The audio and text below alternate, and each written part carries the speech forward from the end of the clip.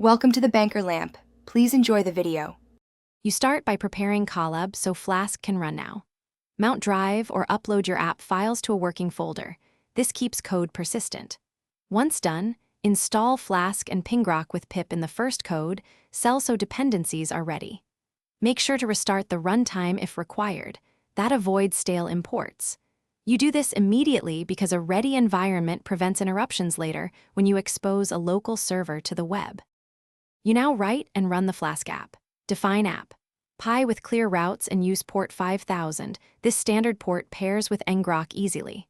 Run Flask in a background thread or call Flask run host equals 0, 0, 0, 0 so it listens externally inside Colab. Then initialize Pingrok to open an HTTPS tunnel pointing to localhost 5000. This exposes your app instantly and securely. Make sure to print the public URL so you can visit the app from any browser outside Colab. You finish by testing and preserving your work. Open the ngrok HTTPS URL and exercise all endpoints. This confirms the app works beyond Colab. Once validated, save code to Drive or push to Git and export a requirements. TXT so you can redeploy elsewhere. If the tunnel times out or you see 502 errors, restart the Colab runtime, rerun the setup and Flask cells, then recreate the ngrok tunnel.